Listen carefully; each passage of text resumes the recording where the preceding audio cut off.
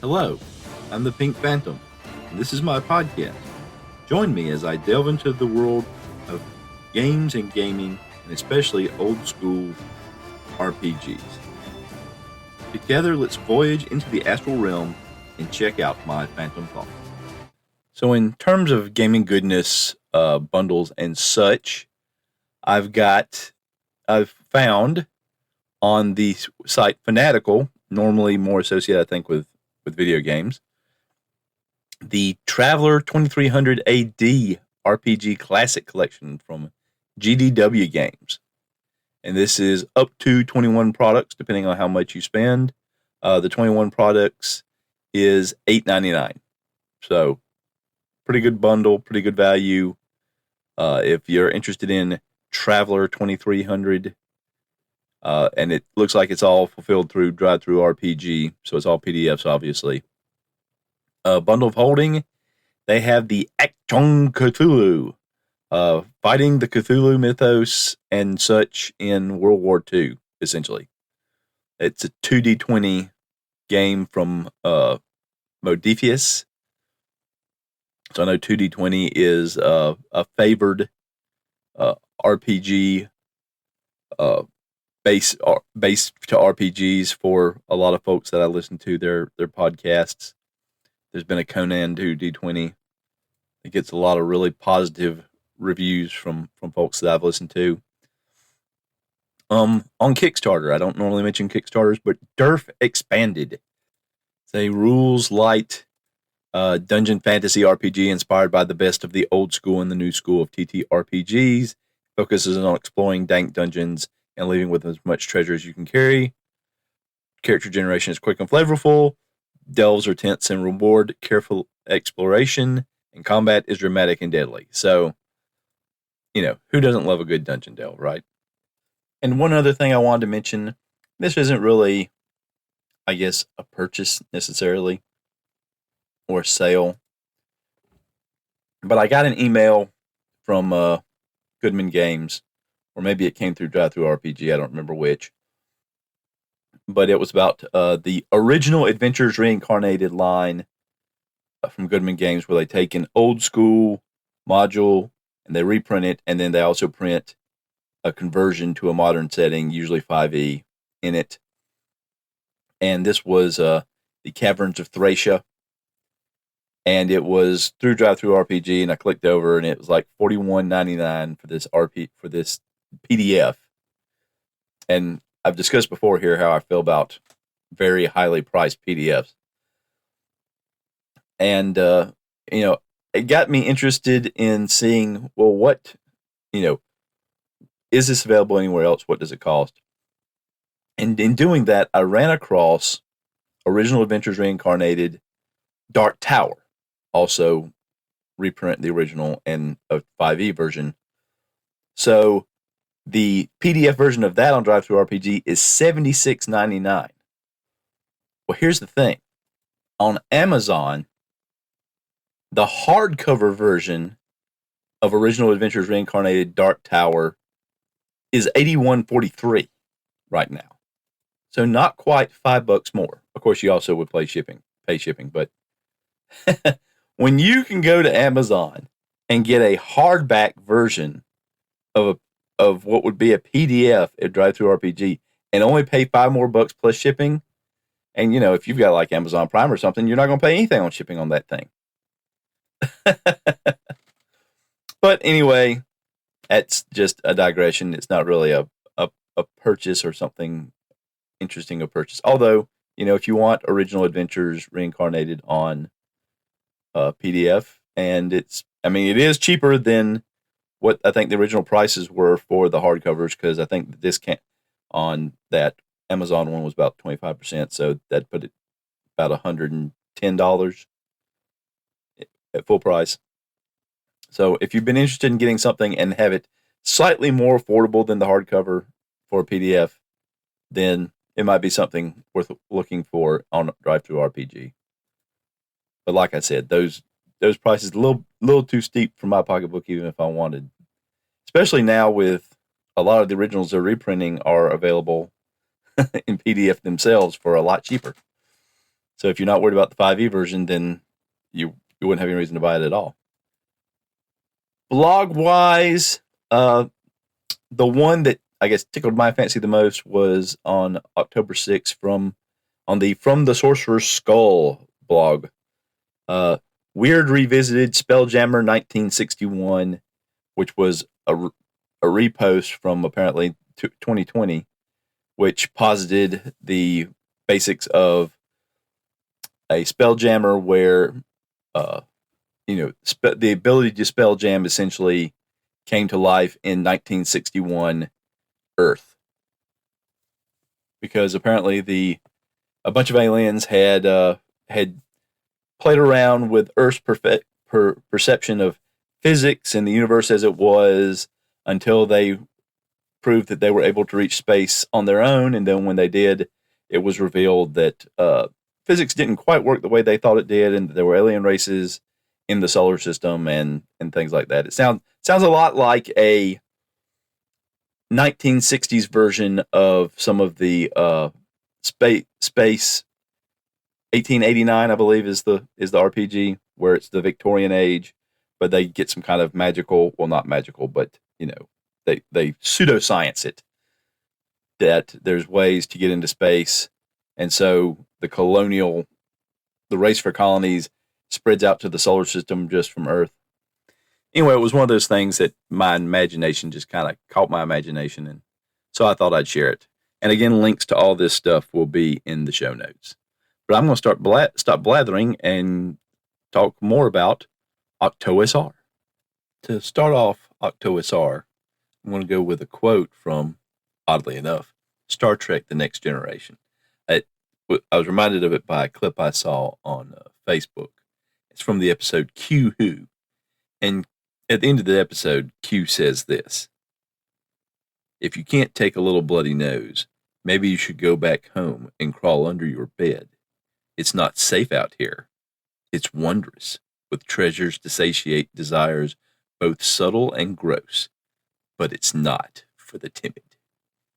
I thought that was a pretty good quote that would apply to OSR and old school style play. It's October, and that means it's OctOSR, a celebration of OSR and old school style games in role-playing games. And this year, what I'm going to try to do is just talk about the things that I hear the most about when people talk about old school play, or I read about on blogs, or see in videos and things of that nature. Just what are the most common things that are attributed to OSR play, and how does that differ from more modern games? So that is how I'm going to approach OctOSR this year.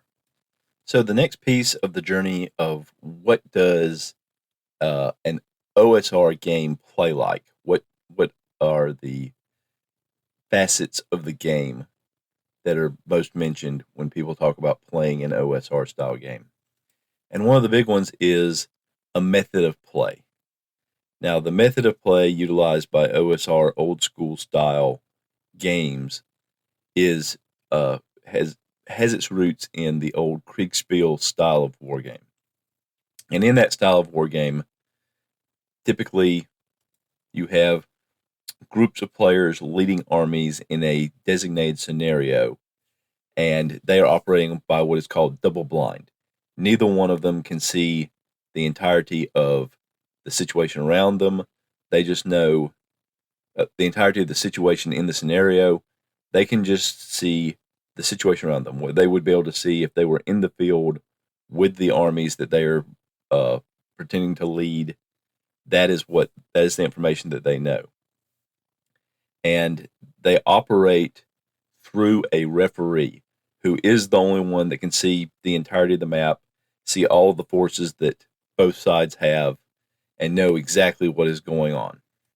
And each group will send orders to through the referee as to what they want to accomplish. These are the things that their different groups, that the different parts of each group are leading parts of an army. This is what their particular part is going to do. If they are in contact with each other, if the parts of their army are in contact with each other, they'll be able to discuss what they want to accomplish. If parts of the army get separated, then they will have to send messages through the referee to each other. So not only are they blind, sometimes are they blind typically to what the enemy is doing until they contact the enemy, but they're sometimes blind to what people on their own side are doing.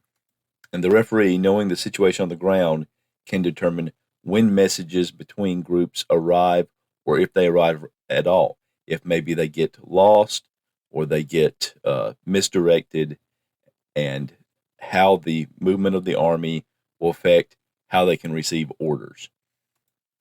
So the overall leader of each side is giving orders with incomplete information, even from their own side. And the referee determines how much information they get, how messages go back and forth, how the armies will move, how much time it will take, and ultimately, when the two sides clash, how to best resolve the battle results, how to determine what terrain, situation, weapons, uh, the formations and tactics of the individual troops may give them advantages or disadvantages. And sometimes there is also a lot of times it's simply deterministic. This is going to lead to this result. And other times there can be a random factor with specialized dice. In the case of Kriegspiel, there was a specialized dice in certain types of Kriegspiel that will be rolled to determine factors like infliction of damages, how morale is affected, and things of that nature. So how this relates to OSR style play is the players, the referee and the game master in this case, describes to the players what their characters see and what they're experiencing.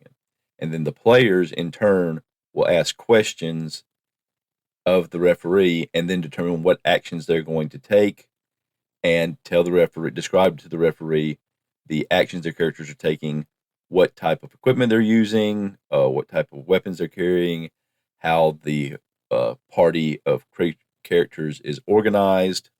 Before setting out on an adventure, they talk to the referee about what types of equipment, what types of supplies they're taking with them, how they're taking them. Do they have a cart? Do they have pack animals? Are they carrying them on their back? Are they hiring porters? And the referee then determines how the world reacts to what the characters are doing within the world. Sometimes this is random. This is where you get the random wandering monster encounter from.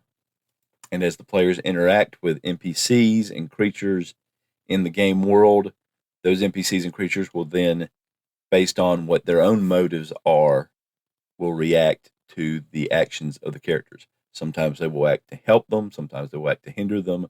Sometimes they may actively seek the demise of the characters.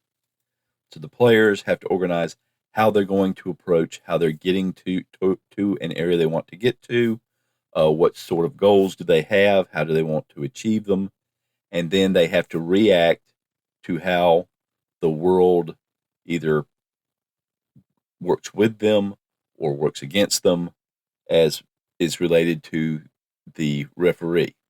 This can often result in the players developing standard approaches to certain things, like how they travel down dungeon corridors, how they travel through the wilderness, how they approach a closed door, how they look for traps in a treasure room. They get systematic about evaluating what they need, how long they think they're going to be traveling, how far they think they're going to be going, what supplies they think they'll need to acquire, how, when they reach a dungeon or a location and they overcome whatever obstacles are in front of them, how will they take what treasure they may find out of that location, whether it's coins or gems and jewelry or other valuable assets that may be bulky and difficult to transport. And anytime they run into an obstacle or a situation, some sort of setback, that will force them to reevaluate how they approach and change those standard practices and maybe adapt new ones. The first time they come across a cursed magic item, that may make them more cautious with dealing with items that are obviously magical or powerful, but they don't know exactly what it is that they do and what effect it will have on their characters if they take them up. And if things get too cautious, there are people that find that, for lack of a better term, boring, because they're taking a lot of time doing things in order to be safe. But that falls into the same lines of people who look at maybe newer styles of games and talk about sessions of role playing games that are just shopping, just interacting with shopkeepers and uh, directly haggling for prices on equipment or shopping for a specific exact item rather than making look what they want, telling the referee, we've acquired this equipment, and the referee determining what the cost is and how much time it takes, and then moving on to the adventure. But that's going to be by playgroup, what the playgroups consider important and what they enjoy, and what other playgroups may find boring are, it varies from group to group because people are different. But at its base, it's very much an inquisitive based style of play. It's about listening to what you're being told about what's in the world around you and how you want to approach that world to achieve your goals. That's what is at the essence of old school play, uh, in a lot of forums and blog posts and videos that I've seen on that nature. And I've adopted some of these practices myself in my solo AD&D campaign to help organize the party characters I'm managing in that campaign. So, what if you've played this older style of game, what do you think of this, and what have you seen that maybe I haven't mentioned here? If you have something to add, please let me know. I'd love to hear it. And now, more from my solo AD&D RPG campaign, Tales of the Dragon Slayers. With the arrival of the mercenary company imminent, which will be followed by the departure of Edgar with them, the transport of Sven's body for resurrection by Harl, and with Prier and Quinn needing recovery time, the party, minus Michael tending to Prier and Quinn, elects to attempt to secure at least the open corridors on the second level before exploration of the dungeon below the keep has to be paused. The party has been healed again by the Dwarven clerics and sets off with Sir Gus, Bernie, and Harl in the front rank, with Katya and Edgar behind. The party first elects to follow up on an exit from a chamber near the stairs. The exit goes east. After 30 feet, a side passage branches south to the 10-foot wide stream that had stopped the party from the other side, closing off another unexplored area. The east hall continues 30 more feet to stairs that went up half a level to a dead-end 20-foot long hallway. The party found a secret door at the end. After checking for traps, the party takes a rest and then opens the door. On the other side is a roughly 30-foot east-west by 20-foot cave, with the party entering in the northwest corner and an exit leading east in the southeast corner. While exploring the cave, the party triggers a rockfall. Most of the party is able to dodge or jump clear, but Edgar is hit by a small boulder and is knocked to the ground, taking some damage. As the party helps Edgar up, a group of bandits is seen entering through the exit to the east. Neither group is surprised, and the party recovers in time to act first, winning initiative 5-3. Katya casts web as the bandits pour through the opening, hoping to surround the party. With Katya unable to see clearly into the other side of the cave exit, 5 of the bandits and the Fighter 3 leading that group towards the back jump clear in the other chamber, but the 6th level fighter, 4th level fighter, other 3rd level fighter, 15 bandits, and on the ceiling, the bandits wizard, a magic user of 8th level, are caught. The party spends about 20 minutes finishing off the bandits trapped in the web and hacking layer by layer to get to the next group and do the same thing. During that time, the other Fighter 3 manages to free himself into the next cavern. The party rests and then sets fire to the remaining webs. As they burn, they call out for the bandits' surrender. They receive no reply, a 14% reaction roll. As the party enters, the bandits act first, 6-4. They throw spears before drawing their katanas. Most fly wide with one clanging off Gus's armor. One fighter 3 is clad in full plate, and Gus charges him to no effect. Bernie confronts the other third-level fighter and severely injures him. The remaining party members confront the regular bandits. Katya kills one with a magic missile, but Edgar and Harl both miss. The bandits retaliate, winning initiative 3-1. 2 bandits attack Harl. The others split between Edgar and Katya, but are unable to inflict any damage. The Fighter 3 leaders fare no better. Edgar and Bernie finish off their opponents, and Gus injures the fighter that he duels. The others miss badly. The party strikes just as the bandits offer surrender. Initiative tied at 4-4. Only Katya is able to hold up, so only one regular bandit survives the combat. The party signals their troops to take the bandit and the bandit's kept followers. The large 60-foot by 60-foot cave is the lair of the Phantom Brigade, the bandits that they've been encountering throughout this dungeon area. The party also rescues 4 prisoners and chests of electrum, platinum, gems, and jewelry, and they recover the magic items held by the bandit leaders. After a rest and a search of the large cave, the party returns to the corridors where they had confronted the 5th level party. Taking the northwest hall the 5th level group had come from, they travel 30 feet into a 30-foot northwest by southeast by 50-foot chamber.